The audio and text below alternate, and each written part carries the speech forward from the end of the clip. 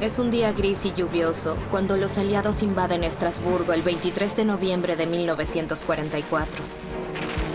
Un triste final para un gran y prestigioso proyecto nacionalsocialista, la Universidad del Reich en Estrasburgo. Estrasburgo, como la Universidad Alemana del Reich, debía atraer a la élite europea germanófila. En medio de la guerra, se reúne en Estrasburgo a la punta de lanza de la ciencia alemana. Su misión, llevar el pensamiento germánico a Occidente. Al mismo tiempo, aquí se cometen delitos. Profesores de la Facultad de Medicina realizan experimentos con seres humanos, para lo que se denomina fines de investigación. Aquí se dice que debían obedecer órdenes, pero eso no es cierto. Fueron los propios médicos los que solicitaron apoyo para sus experimentos. El responsable de lo que sucede en la Facultad de Medicina es el decano profesor Johannes Stein. Johannes Stein es mi abuelo.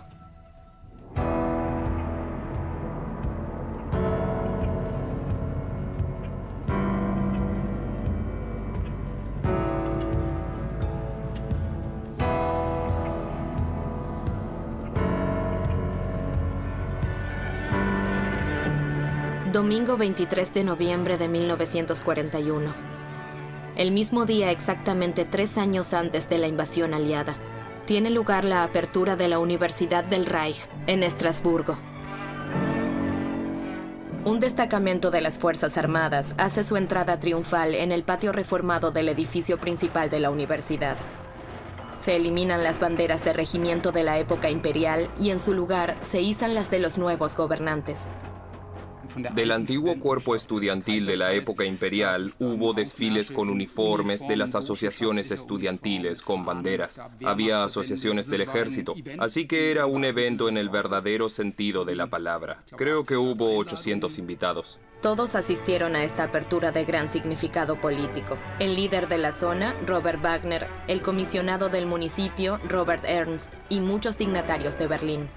El ministro de Educación del Reich expresó en su discurso la firme convicción de que esta universidad, en la división fronteriza entre dos países, contribuirá a la liberación y unificación de Europa. A la izquierda, junto a la tribuna, están sentados en fila los decanos. En total son 71 los profesores que le darían rostro nacional socialista germánico a la Universidad Alemana del Reich en suelo francés. La Universidad del Reich duraría 1000 años. Tenía el objetivo, incluso, de superar la Sorbona parisina. Para la solemne inauguración, en medio de la guerra, el rector de la universidad, Carl Schmidt, se muestra combativo. Es precisamente aquí, desde Estrasburgo, donde es necesario superar lo que a menudo ha invadido y extranjerizado el pensamiento y los sentimientos alemanes. También queremos convencer a Occidente a través de nuestra fuerza intelectual y, si es posible, ganarlo para Europa. Nuestra lucha intelectual se mueve en la misma dirección en la que hoy se mueve la lucha de armas.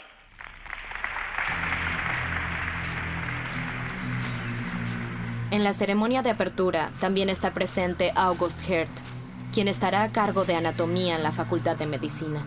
Ese día conoce a Wolfram Sievers. Sievers es el gerente de la Sociedad para la Investigación y Enseñanza sobre la Herencia Ancestral Alemana, un organismo de la SS, cofundada por Heinrich Himmler. Su misión es fundamentar científicamente la ideología racial nazi.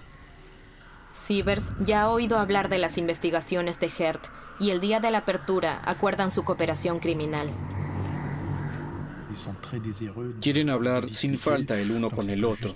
No es una reunión amistosa, sino que se trata de proyectos de investigación y un primer contacto. Es decir, por intereses comunes, muy prácticos. Solo 3 meses después, el 9 de febrero de 1942, August Herth presenta una propuesta de investigación concreta al director general Sievers. Se dispone de extensas colecciones de cráneos, prácticamente de todas las razas y pueblos. Pero de los judíos hay tan pocos que su estudio no permite resultados confiables. La guerra en el este nos ofrece ahora la solución a esta carencia. Así es como desde el principio, el Departamento de Anatomía de la Facultad de Medicina de Estrasburgo se convierte en un centro para experimentos inhumanos, que son planificados y llevados a cabo aquí, en el marco de una universidad. En la ceremonia de apertura, Johannes Stein, mi abuelo, está sentado en la primera fila. Como decano, será responsable de todo lo que suceda en la Facultad de Medicina. ¿Cuál fue su reacción ante los planes de Herth? Incluso en las fotos particulares siempre se hace fotografiar en uniforme. Aunque más tarde siempre se cuente en la familia que solo fue un simpatizante, demasiado soñador y talentoso para hacer una política dura. Su hija Karin es mi madre. Ella sospecha que esa no puede ser toda la verdad.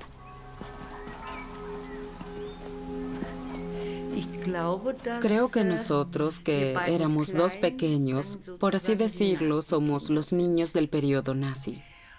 Porque en ese entonces, por supuesto, que era costumbre no tener 3 hijos, sino 5. Amaba mucho a mi padre porque era muy disparatado. Siempre tenía ideas. Siempre era entretenido estar con él. Y yo realmente lo disfrutaba. Alsacia, antiguo territorio alemán. Eso ya lo muestra el nombre de sus ciudades. Alsacia, con el Rin como frontera, ha sido disputada durante más de 3 siglos entre Alemania y Francia. Tan solo entre 1871 y 1945, el territorio fue cedido o anexionado 4 veces entre ambos países. Para los alemanes, Estrasburgo es el lugar de ensueño.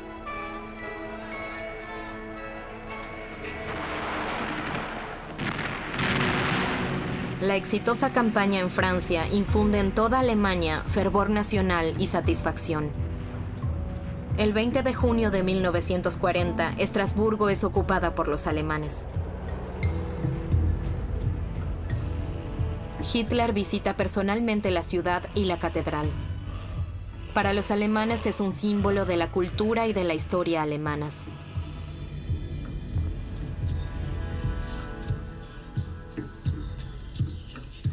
Los nacionalsocialistas vuelven a tomar posesión de la ciudad.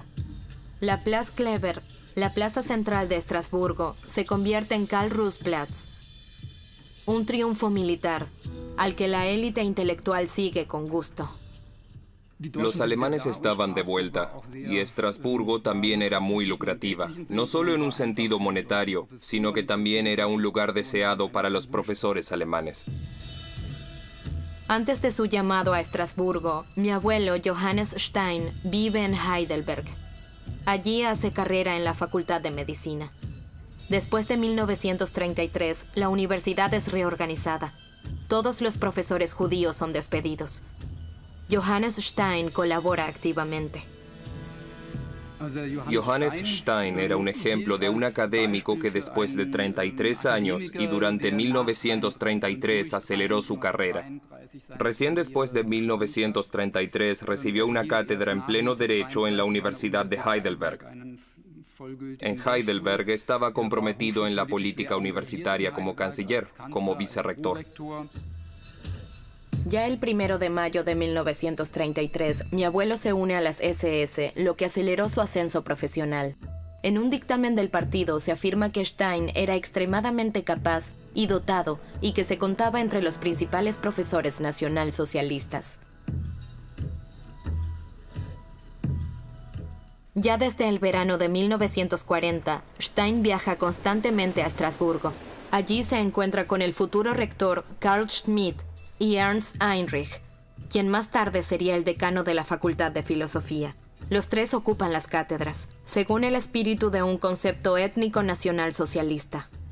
La ciencia debe prestarle su servicio al pueblo, es decir, al pueblo alemán, y también debe mantenerse inspirada, por así decirlo, en la vida de la nación. La universidad no es, por lo tanto, una investigación sin sentido, sino que está vinculada a la sangre y el suelo. El equipo de 3 llega al mejor hotel, el Rothenhaus, en Karl-Ruhe-Platz. Se invita a posibles candidatos para las conversaciones. Pasan las noches en el restaurante Valentín. El abogado Ernst Rudolf Huber también viene a Estrasburgo y es invitado al restaurante Valentín para las conversaciones iniciales. Él recuerda: los platos en ese momento eran de una opulencia inimaginable para nosotros. El estofado alsaciano blanco de Dopf, un maravilloso Borgoña, un excelente champán y entre medio el fuerte Armagnac. Huber es considerado uno de los principales juristas del Tercer Reich. Con su importante obra Constitución, proporciona la justificación jurídica de la dictadura nacionalsocialista. La presentación de Huber se caracterizaba, era típico de él. Tan solo en eso hay una enorme colección de material. Él fue en muchos aspectos un perfeccionista porque consideraba todo, incluso regulaciones que se referían a la exclusión de los judíos. La disposición establece también que quien quiera ser considerado ciudadano debe ser de sangre alemana o relacionado, de modo que un judío no puede ser ciudadano del Reich. Ernst Rudolf Huber es considerado un científico de peso y se convierte en el asesor competente para el establecimiento de la Facultad de Derecho. En este juego hay tantos jugadores, protagonistas diferentes, que en parte no conocían nada el uno del otro y en parte compitieron. En realidad, hay un gran consenso entre todos en que la facultad debe tener un rostro muy específico y se valorizan 3 condiciones. Debían ser profesores que pudiesen encajar en una comunidad, tener aptitud profesional y debían ser confiables políticamente. Esto se respetó salvo algunas excepciones. Finalmente, todos los puestos están ocupados. La universidad comienza a funcionar en el semestre del invierno de 1941-42. El catálogo de cursos está marcado por la ideología nacionalsocialista: leyendas heroicas alemanas, eugenesia y sanidad militar. Johannes Stein, quien es el único que siempre imparte sus clases de uniforme, dirige la facultad más grande. La mitad de los estudiantes estudia medicina. En la guerra se necesitan médicos de campo. Si consideramos el presupuesto, la financiación es prácticamente la mitad de la cantidad total que se maneja. Así que la Facultad de Medicina es probablemente la más importante de las facultades. La facultad es equipada con la última tecnología. Se solicita un microscopio electrónico para fines de investigación biomédica, uno de los únicos 2 en toda Alemania. En esto también se quiere mostrar que se es superior a Francia. Un total de 28 profesores trabajan en esta facultad. Todos los profesores eran tanto celebridades en su campo como hombres comprometidos con el partido, con las SS o con las SA. Ese no era el caso en otras universidades alemanas en ese momento. El jefe de anatomía, August Herth, también es miembro de las SS desde 1933 y además un investigador de renombre. Ya antes de su tiempo en Estrasburgo, lleva a cabo experimentos en animales con el gas tóxico mostaza. Su denominada investigación científica de carácter militar es apoyada por la Sociedad para la Investigación y Enseñanza sobre la Herencia Ancestral Alemana. Y pronto Herth obtiene el permiso oficial de Berlín para llevar a cabo experimentos en humanos. Natzweiler-Struthof, a solo 55 kilómetros al suroeste de Estrasburgo, en Cordillera de los Vosgos. A 700 metros de altura se encuentra el único campo de concentración en territorio francés. El campo de concentración de Natzweiler fue construido precisamente aquí porque un ingeniero de las SS encontró una veta de granito y se dijo que sería una buena idea si se lo pudiera explotar para las construcciones de Hitler en Nuremberg. Los detenidos aquí tienen que realizar trabajos forzados en un clima hostil. La mayoría son presos políticos, comunistas y enemigos del Reich, de Alemania y de los países ocupados. Los demás son principalmente homosexuales y gitanos. August Herth viene aquí regularmente, ya que aquí encuentra a las personas a las que usará para sus experimentos con el gas mostaza. El 12 de noviembre de 1942, comienza con sus experimentos. Tomó alrededor de 15 prisioneros, les aplicó gotas de gas mostaza debajo de los brazos y día tras día observaba su reacción después de darles un antídoto. En los 3 meses de los experimentos hubo 3 muertos, 3 alemanes.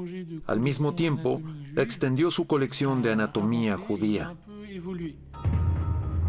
Para su colección de esqueletos, Hert necesita prisioneros judíos vivos. Sin embargo, en Natzweiler no los hay. Ya el 2 de noviembre de 1942, la Sociedad para la Investigación y Enseñanza sobre la Herencia Ancestral Alemana solicita en Berlín para Hert prisioneros del campo de concentración de Auschwitz. Serían llevados a Natzweiler, escribe el administrador Wolfram Sievers.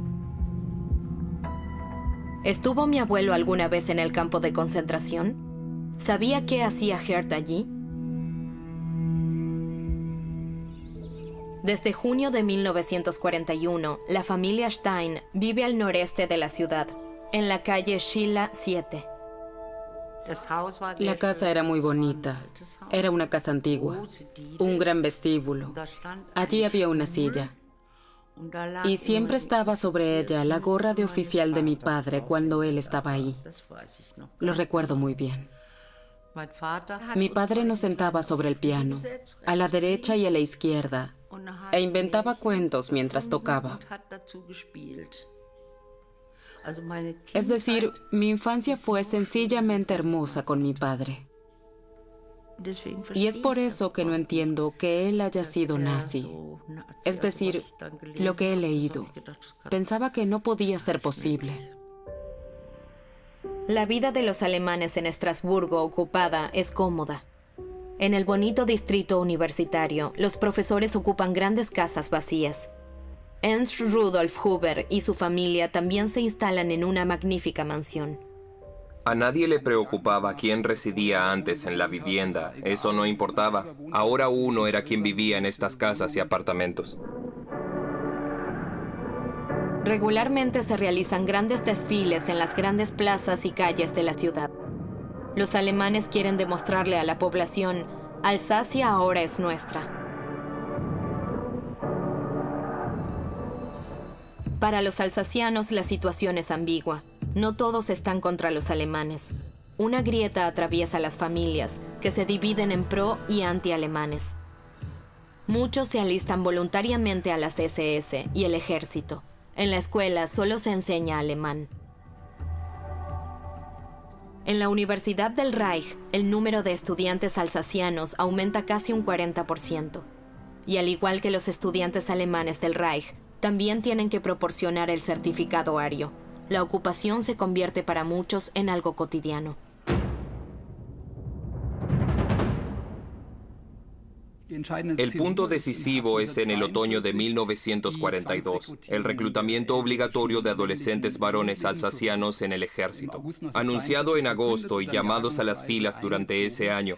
Y este reclutamiento obligatorio es el comienzo del distanciamiento en Alsacia de la Universidad del Reich. Jóvenes estudiantes alsacianos deciden oponerse a este reclutamiento obligatorio. Se unen para formar un grupo de resistencia, el Front de la Jeunesse Alsace. Su líder es el estudiante de literatura Alphonse Adam. Era apuesto. La hermana de Adam, Pelagie Simon, tiene hoy 89 años. Junto con Mireille Hinker, cuyo marido también luchó en la resistencia, Pelagie contempla las viejas fotos. Aún recuerda bien cómo su hermano Alphonse fue advertido por la Gestapo antes de ser detenido.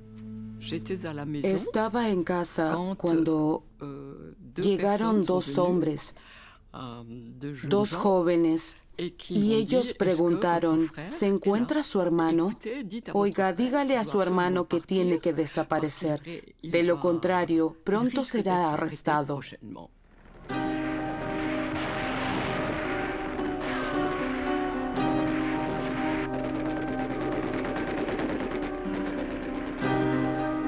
El grupo de la resistencia, para no despertar sospechas, organiza caminatas con varios jóvenes en la cordillera de los Vosgos para hacer pasar a los desertores alsacianos a través de la frontera verde de la cordillera de los Vosgos al interior de Francia.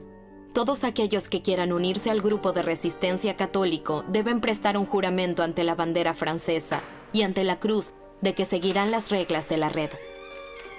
Por la noche, los miembros del grupo una y otra vez distribuyen volantes en los que llaman a los alsacianos a una resistencia abierta. Por lo tanto, que ningún alsaciano íntegro vaya a la revisión médica, que rehúse cualquier firma. El jefe de la administración civil, el líder de zona Robert Wagner, está furioso. Esto incita al grupo a emprender nuevas acciones.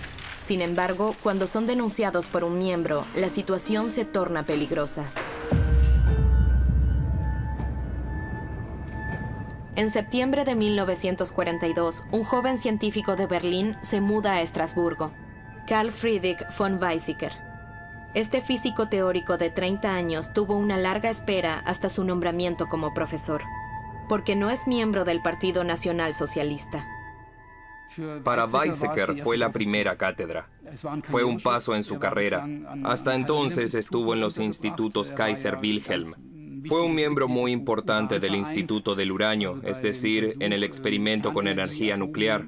También la investigación de armas nucleares. Él mismo también creó una patente para la fabricación de bombas de plutonio.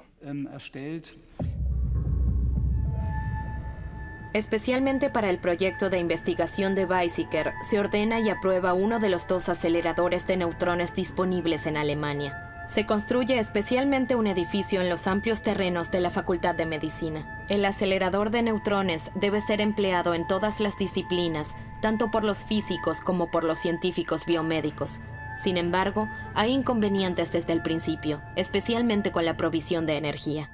Los resultados de la investigación del acelerador de neutrones de Estrasburgo son prácticamente nulos, porque el aparato llegó tarde en el curso de la guerra, es decir, demasiado tarde. En el tiempo que el aparato funcionó se pudo producir algo de fósforo radioactivo, pero se puede decir que tal vez solo trabajó algunas cientos de horas, prácticamente nada. Muchos de los aparatos de última generación de la Universidad del Reich solo se utilizan brevemente o no se usan en absoluto. Cuando Estrasburgo es liberada en 1944, los estadounidenses buscan principalmente resultados de la investigación atómica. Sin embargo, no encuentran nada. En Estrasburgo, Weizsäcker se aparta en gran parte de la investigación nuclear y se dedica más bien a los temas filosóficos. Al igual que sus colegas, Weizsäcker se instala en una mansión al noreste de la ciudad, en la calle Karl Bernhard 7, junto con su esposa Gundalina y sus 3 hijos. Recuerdo bien que teníamos una casa grande y un gran jardín, y aún veo los pollos que caminaban por el costado. Recuerdo que básicamente tuvimos una infancia feliz, un tiempo feliz allí de niños. En la casa vecina de los Weizsäcker, en el número 9, vive el anatomista August Herth con su familia. Un vecindario difícil. Esto es lo que su madre, Gundalina von Weizsäcker, siempre le contó a su hija Elisabeth. Y una vez vino el profesor Herth de visita, y cuando se habló sobre los alemanes, el profesor Herth dijo: «Oh, nosotros los alemanes no podemos matar ni a una mosca». Con lo que mi madre estalló y dijo: «Pero profesor Herth, usted sabe muy bien lo que está sucediendo en los campos de prisioneros rusos». A lo que respondió: «Ajá, usted también es una de las que escucha la BBC». Y eso estaba estrictamente prohibido. Y entonces mi madre siempre nos contaba que durante varias semanas ella temió que la Gestapo un día estuviese ante la puerta y la llevara. A pesar de las diferencias, las familias de los profesores se visitan entre sí, se envían invitaciones. La conciencia de formar una élite nacional socialista crea un sentido de pertenencia. Mi familia también tuvo relaciones amistosas con Herth. Después nos enteramos lo malvado que era Herth. Una vez celebramos la Pascua en su casa y fue muy lindo. Pero no me agradaba cómo se veía. Él no era mi tipo. Pero lo pasamos muy bien con él en la celebración de la Pascua. Teníamos que trepar árboles y buscar huevos. En el campo de concentración de Natzweiler, por otro lado, las condiciones son catastróficas. Maltrato, hambre y enfermedades caracterizan el día a día de los detenidos. Sin que esto les impresione en absoluto, los médicos de la Universidad del Reich persiguen sus objetivos de investigación. Además de Hert, otros 2 profesores reciben el permiso oficial de la Sociedad para la investigación y enseñanza sobre la herencia ancestral alemana para sus experimentos con humanos. El virólogo Eugen Hagen investiga un antídoto contra el tifus y la fiebre tifoidea. Los experimentos del médico Otto Bickenbach, quien prueba el gas tóxico fosgeno en los prisioneros, se vuelven cada vez más crueles. Otto Bickenbach, solo por motivos raciales, empleó a personas deportadas, todos los cuales fueron clasificados como gitanos. 16 gitanos habían sobrevivido a los experimentos de Hagen y una vez más, Bickenbach volvió a utilizar a 8 de los que habían sobrevivido a esos experimentos de tifus para nuevos experimentos como si fueran animales. Debajo de las barracas hay una cámara de gas. Esta fue preparada en 1943 para el proyecto de Hert de una colección de esqueletos judíos.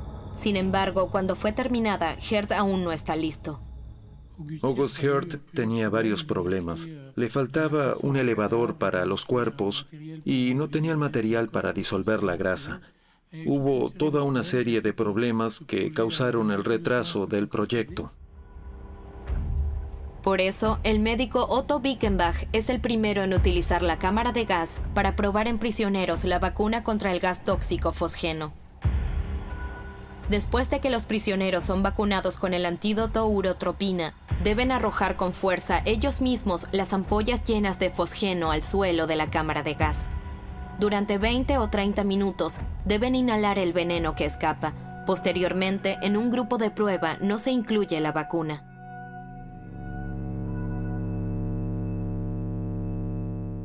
Y 4 murieron durante o como resultado de estos experimentos. Uno de ellos tenía solo 17 años. Se llamaba Adalbert Einstein, un adolescente que fue detenido solo porque para los nazis él tenía el origen equivocado.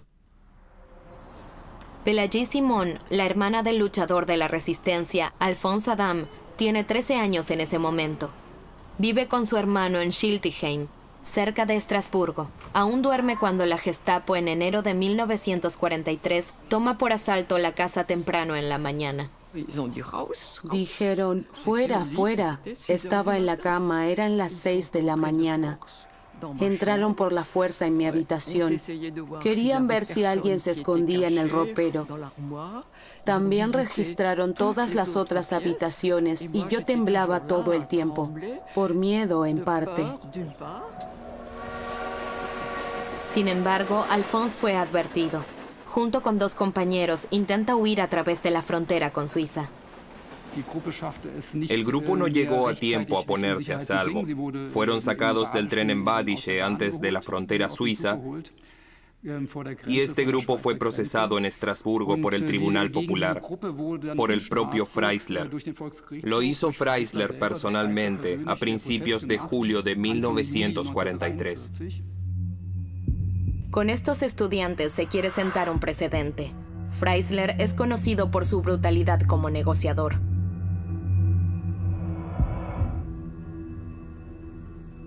Pelagie Simon echa de menos a su hermano mayor. Su madre murió joven, su padre tiene una nueva familia y se ha ido. Para la más pequeña de las 3 hermanas, Alphonse sustituye a sus padres. Mientras él está en prisión, ella le escribe muchas cartas. Querido Alphonse, a menudo, cuando la nostalgia se apodera de mí, leo tus cariñosas líneas. Cómo me gustaría estar contigo, y tengo la firme confianza de que ya hemos sido tan abandonados que nuestra madre no nos olvidará y te traerá de vuelta a nosotros. Y el hermano responde: Pélagie, sé valiente. Obedece a tu hermanita mayor. El proceso comienza el 6 de julio de 1943 en el Tribunal de Estrasburgo. Pélagie quiere estar presente. Sin embargo, es demasiado joven y es expulsada de la sala. Debe esperar afuera sola. ¿Qué decidirá el juez en cuanto a su hermano? Freisler vocifera y está enfurecido. Alphonse Adam repite una y otra vez: somos franceses. El joven Alphonse Adam no se dejó intimidar, lo que es realmente muy impresionante. Como un joven enfrenta a Freisler. El 15 de julio de 1943, Alphonse Adam es fusilado junto a otros 5 compañeros. Pélagie se entera de esto cuando por casualidad ve el anuncio en la ciudad. Estaba afuera cuando vi el anuncio y entonces vi que mi hermano había sido fusilado a la mañana con sus compañeros a las 6 de la mañana. Jóvenes estudiantes felices luchan por sus ideales y por la libertad. Por ello deben pagar con su vida. Lo interesante es que Estrasburgo, la Universidad del Reich de Estrasburgo, es también uno de los pocos ejemplos de resistencia política contra el Estado nazi. Esta es una acción de resistencia que injustamente apenas se ha valorado históricamente hasta hoy, incluso en Estrasburgo. La guerra se está endureciendo en el frente oriental. También se está acercando a Estrasburgo. La situación del suministro empeora. La vida ha dejado de ser confortable. En el periódico se dan consejos para ahorrar. Prácticamente el 40% de los profesores son llamados a las filas. Mi abuelo, Johannes Stein, también es asignado al frente oriental. En ese momento, August Hirt es su sustituto en la Facultad de Medicina. Debido a que su investigación es crucial para la guerra, es considerado indispensable. Ya ha terminado con los preparativos para la colección de esqueletos judíos. Ahora deben seleccionarse en el campo de Auschwitz los reclusos apropiados. La condición: deben estar en buena forma física. El antropólogo Bruno Bigger, miembro del grupo de investigación de la Sociedad para la Investigación y Enseñanza sobre la Herencia Ancestral Alemana, viaja en junio de 1943 al campo de concentración para realizar la selección personalmente. Sin lugar a dudas, Hirt y Bruno Beger querían aprovechar la enorme oportunidad que se les ofrecía en Auschwitz, el acceso al denominado material humano.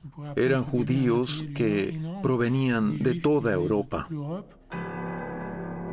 En agosto de 1943, 86 prisioneros de Auschwitz llegan a Nassweiler. Otros 3 ya han muerto durante su transporte desde Polonia. Los sobrevivientes serían asesinados en Nassweiler. A partir del 11 de agosto, 29 mujeres y 57 hombres son envenenados con ácido prúsico en la cámara de gas. Aún tibios, los cuerpos son transportados en un camión al Departamento de Anatomía de la Universidad del Reich. Allí se guardan en el sótano. Hirt ya no implementará su proyecto. Estrasburgo es la única universidad alemana en la que se han realizado experimentos humanos de este tipo. Aparte, todo lo que conocemos son experimentos llevados a cabo por los médicos de las SS en los campos de concentración. Pero en Estrasburgo son realmente profesores de cátedra los que realizan experimentos mortales con seres humanos. El Instituto Anatómico de Hirt se encuentra muy cerca del departamento médico de mi abuelo. ¿Sabe lo que sucede en su facultad? ¿Sabe de los experimentos con humanos y de los asesinatos? Nuestra familia busca hasta el día de hoy una respuesta concluyente a esta pregunta.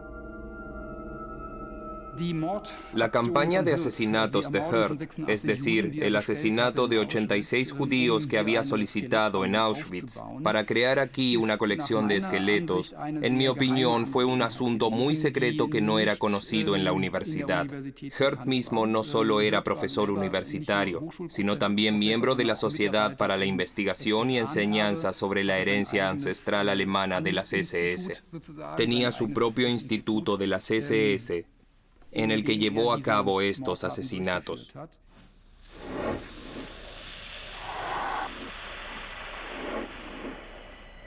Puede que mi abuelo no supiera nada de los judíos asesinados, pero seguramente sí estaba informado de otros crímenes.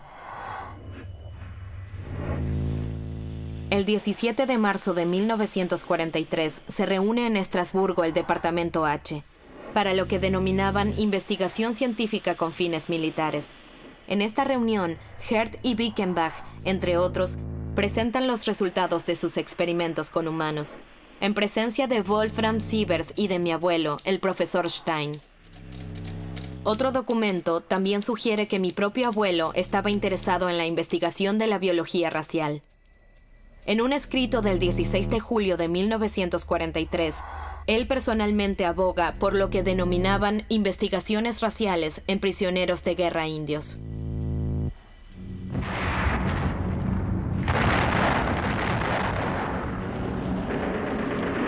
A principios de junio de 1944, los aliados desembarcaban en Normandía.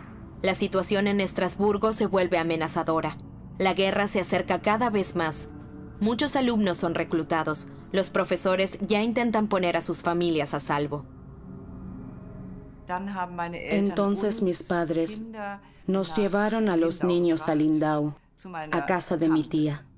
Y mis padres se quedaron un poco más. Y creo que intentaron poner a salvo los muebles para evitar que fueran destruidos si bombardeaban nuestra casa. A las 3 de la tarde del 11 de agosto de 1944, comienzan los primeros bombardeos fuertes en la ciudad de Estrasburgo. Estábamos en el sótano y mis hermanos se quedaron arriba en las habitaciones, en la buhardilla. Entonces subí corriendo y les rogué que bajaran. La familia Stein salió ilesa de los bombardeos. Sin embargo, la casa de los Weizsäcker y la de su vecino Herth en la calle Karl Bernhardt son alcanzadas. La esposa y el hijo de August Herth mueren. Ya en septiembre llega el próximo ataque aéreo. Mi abuela Magdalena Stein huyó con los pequeños Eckhart y Karin a la Selva Negra. Frederick, de 19 años, se queda con su padre para ayudarlo con la casa. Sin embargo, probablemente el 22 de noviembre, un día antes de la liberación de Estrasburgo, también huye a través del Rin hacia Kiel. Mi abuelo se queda en la clínica. Hasta el final creyó en un final victorioso. El 23 de noviembre es detenido. Es el fin de la ocupación alemana y de la Universidad del Reich.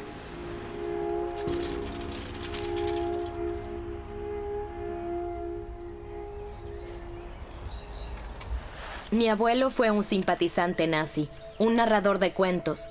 Eso es lo que se dijo durante mucho tiempo en mi familia. Que él fuese un médico nacional socialista y médico de razas, y que con toda probabilidad consintió los experimentos con humanos, para sus hijos son hechos difíciles de soportar hasta el día de hoy.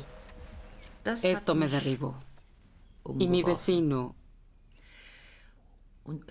me consoló diciéndome, sencillamente, separa a tu padre y al Stein de los nazis,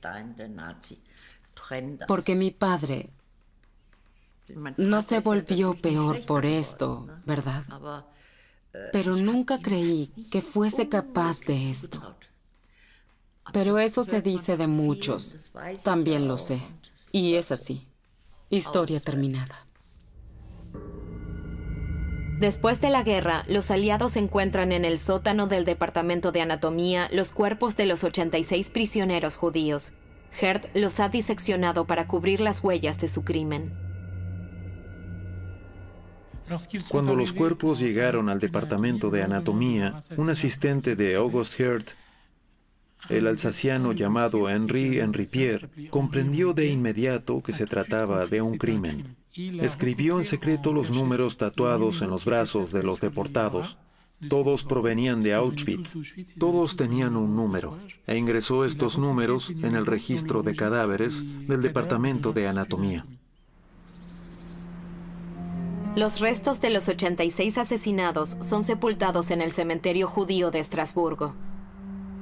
Con los números de Henri Pierre, un historiador de Tübingen, logró determinar en 2004 las identidades de las víctimas. Así, al menos, recuperaron sus nombres. La Universidad del Reich emprendió la misión de llevar las ideas germanas a Occidente. Para esto fueron llevados a Estrasburgo los científicos de mayor peso del Reich alemán. No es que se puedan separar sencillamente. La sublime ciencia por un lado y el maligno nacionalsocialismo por el otro. Esto sería demasiado sencillo. Existe la combinación de ambos y creo que es importante verlo. No es que se pueda decir que los estúpidos son los nacionalsocialistas y los inteligentes se mantienen alejados. Ninguno de los profesores, después del miserable final de la Universidad del Reich, se enfrenta a su papel como punta de lanza intelectual del nacionalsocialismo. La mayoría se esfuerza por continuar su carrera científica en otros